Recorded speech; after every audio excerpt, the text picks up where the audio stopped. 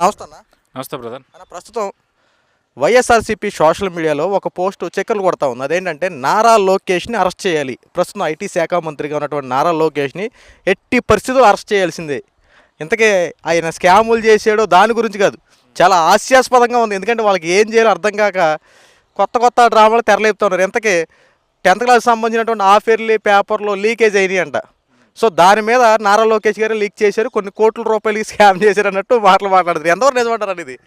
అంటే మరి మొన్నటిదాకా అంటే ఎలక్షన్ ముందు వరకు అంటే లోకేష్ గెలవలేదనో లేదా ఇంకోటనో విమర్శ చేయడానికి ఉండేది.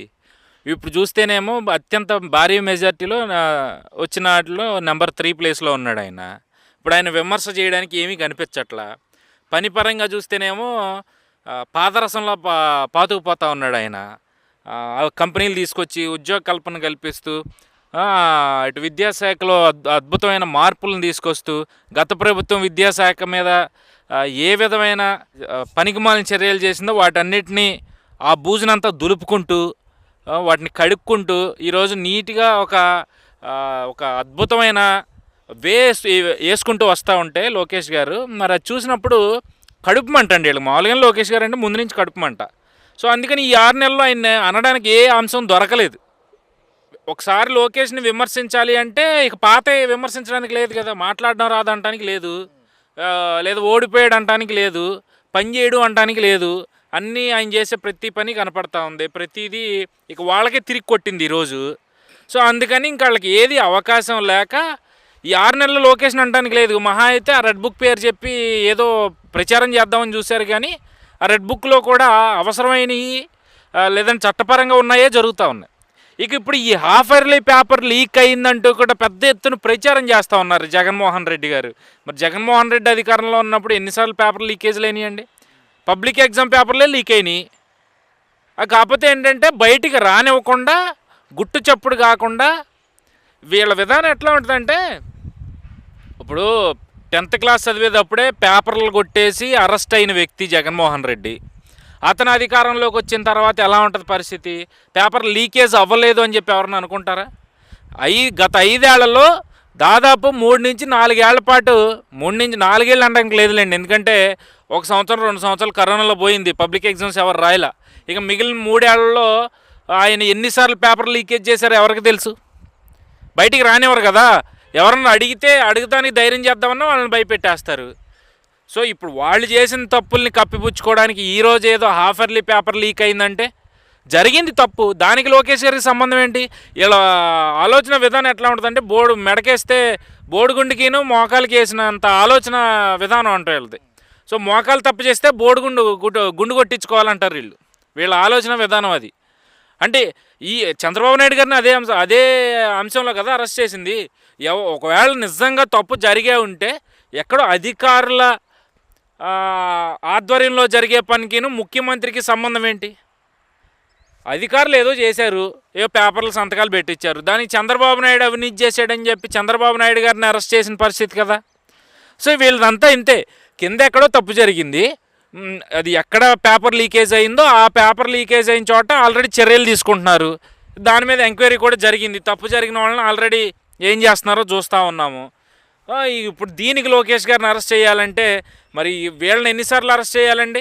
ఎక్కడో కింద స్థాయిలో పేపర్ లీకేజ్ అయితే హాఫ్ ఇయర్లీ పేపర్లను కూడా కాపాడలేని వాడు విద్యాశాఖ మంత్రి అంటూ కూడా సాక్షి పేపర్లో పెద్ద పెద్ద హెడ్డింగ్లు వేశారు, పబ్లిక్ ఎగ్జామ్స్ పరిస్థితి ఏంటి అని. తెలుగుదేశం ప్రభుత్వంలో ఎంత ప్రశాంతమైన వాతావరణంలో విద్యార్థులు పరీక్షలు రాస్తారో ప్రతి ఒక్కరికి తెలుసు. ఈరోజు ప్రత్యేకించి వీళ్ళు ఏదో గూడుబుటానీ చేసేసి అసలు పేపర్ వీళ్ళే లీకేజ్ చేశారేమో ఎవరికి తెలుసు? ఎందుకంటే ప్రతి వ్యవస్థలోనూ జగన్మోహన్ రెడ్డి అభిమానులు, ఇప్పుడు ఒక దొంగకి ఇంకో దొంగే కదా అభిమానిగా ఉంటాడు. సో అలాంటి దొంగలు ఎంతమంది ఉన్నారు? ఆ పేపర్ లీకేజ్ చేసిన వాళ్ళు కూడా వాళ్ళే అయ్యి ఉంటారు. దాన్ని లోకేష్ మీదకి నెట్టేయాలి. దీని ఏమంటారంటే మంగళవారం కబుర్లు అంటారు. మంగళవారం కబుర్లు చెప్పడానికి తప్పితే వైసీపీ వాళ్ళు దేనికి పనికిరారు. ఈరోజు హాఫ్ ఇయర్లీ పేపర్ లీక్ అవడం అనేది నిజంగా అది ఆశ్చర్యం కల్పించిన అంశమే. ఎందుకంటే అది నిజంగా తప్పది, అలా జరిగి ఉండకూడదు. బట్ ఏదైనా ఇప్పుడు పేపర్ లీకేజ్ అయిన తర్వాత ఆ లీకేజ్ అవ్వడానికి కారణం ఏంటి, అలా మరొకసారి జరగకుండా చేయాలి అనే ఆలోచన విధానంతో పనిచేసే దారి వేరు. అది పేపర్ లీక్ అయింది కదా, మనకు అవకాశం దొరికింది, మనం విమర్శ చేసేయాలి, ఏదో ఒకటి అనేయాలి, ఏదో చేసేయాలి అని చెప్పి ఈ విధంగా లోకేష్ గారి మీద పడి ఏడవడం, ఆయన అరెస్ట్ చేయాలనడం. మరి అరెస్ట్ చేయాల్సి వస్తే ఈ 5 ఏళ్లలో ఎన్ని లక్షల కోట్లు దోచుకున్నారు, ఎన్ని వేల ఎకరాలు కబ్జాలు చేశారు? మీ అధినేత కావచ్చు, మీ నెంబర్ 2 కావచ్చు. నిన్న మొన్న కూడా ఫైబర్ నెట్ల అవినీతి అంతా బయటపడతా ఉంది. సంబంధం లేని వ్యక్తులకి ప్రభుత్వ సంస్థల్లో నుంచి జీతాలు, జగన్మోహన్ రెడ్డి ఇంట్లో పని వాళ్ళకి జీతాలు, సాక్షి ఛానల్ వాళ్ళకి జీతాలు, ఇవన్నీ ఎక్కడి నుంచి వచ్చినాయి? మరి వీటికి ఎన్నిసార్లు అరెస్ట్ చేయాలి వీళ్ళని? తప్పు జరిగింది, ఆ తప్పును సరిదిద్దాల్సిన బాధ్యత విద్యాశాఖ మీద ఉంటుంది, విద్యాశాఖ మంత్రి గారి మీద ఉంటుంది. అంతేగాని ఆ తప్పుకి కారణమే విద్యాశాఖ మంత్రి అంటాం ఎంతవరకు కరెక్ట్? నువ్వు తప్పు చేస్తే నీ ఎన్మాలు ఉన్న వాళ్ళని నిందించడం ఎంతవరకు కరెక్ట్? నీ ఎన్మాలు ఉన్న వాళ్ళని అరెస్ట్ చేయడం ఎంతవరకు కరెక్ట్? ఇప్పుడు నువ్వు తప్పు చేస్తే నీ జగన్మోహన్ రెడ్డిని అరెస్ట్ చేయమంటే అరెస్ట్ చేస్తారా? సో ఏం లేదు, వీళ్ళ విధానం అంతా కూడా ఏదో విధంగా బురద జల్లేసి ఏదోటి చేసేసి ఏదో చేసేయాలి, ఏదో ఇది చేసేయాలన్న తాపత్రయం తప్పితే ప్రజల్లోకి వెళ్దాము, ప్రజల సమస్యలు తెలుసుకుందాము, వేరే ఆలోచన కూడా ఉండదండి. అది ఇప్పుడు హాఫర్లీ పేపర్లో లీకేజ్ అయ్యింది అంటే అందులో స్కూల్ తప్పిదం ఉండాలి. ఎక్కడైతే లీక్ అయిందో ఆ స్కూల్ తప్పిదం ఉంటుంది. ఇంతేగాని బోర్డు దగ్గర ప్రిపేర్ అవ్వగానే అక్కడి నుంచి తప్పుకోలేదు కదా పేపరు. ఏదో రకంగా బురద జల్లాలనే ఒకే నెపం అంటారు. అంతే కదా. బురద జల్లే ఉద్దేశం లేకపోతే జగన్మోహన్ రెడ్డి కానీ, ఆయన అనుచరులు కానీ, ఆ పార్టీ కార్యకర్తలు కానీ ఇలాంటి పనికిమాలిన అంశాల మీద అయితే డిస్కషన్స్ పెట్టరండి. దేని గురించి డిస్కషన్స్ పెట్టాలో దాని గురించి పెట్టాలి. అది మానేసి ఎక్కడో పేపర్ లీక్ అయిందంట, దానికి లోకేష్ని అరెస్ట్ చేయాలంట, లేదా ఎక్కడో ఎవరు అవినీతి చేశారంట, దానికి చంద్రబాబు నాయుడుని అరెస్ట్ చేయాలంట, లేదా ఎక్కడో ఏదో జరిగిందంట, దానికి పవన్ కళ్యాణ్ని అరెస్ట్ చేయాలంట. వీళ్ళ ఆలోచన ఒక్కోసారి చూస్తే భయమే వస్తుందండి. ఇలాంటి వాళ్ళు కనుక మళ్ళీ అధికారంలోకి వస్తే ఏంటా మన పరిస్థితి? రేపు అనే రోజు నేను ఇలా మాట్లాడుతున్నాను కదా అని చెప్పి మళ్ళీ నన్ను అరెస్ట్ చేసి రఘురామకృష్ణరాజు లేక నన్ను కూడా కస్టోడియల్ టార్చర్ చేయొచ్చేమో, ఎవరికి తెలుసు. సో ఒక్కొక్కసారి ఆలోచన వస్తే ఆ భయాలు వేస్తూ ఉంటాయి. ఎందుకంటే గత 5 ఏళ్ళు చూసాం కదా పరిస్థితి ఏంటి, ఏ విధంగా ఇబ్బంది పెట్టారు, ఏ విధంగా నాశనం చేశారని. సో అవి చూసి అవి ఇప్పుడు గుర్తొస్తూ ఉంటే ఈ 6 నెలల్లో అధికారంలో ఉన్నది కూటమి ప్రభుత్వం, వైసీపీ అర్థం కాని పరిస్థితులను క్రియేట్ చేస్తూ ఉన్నారు.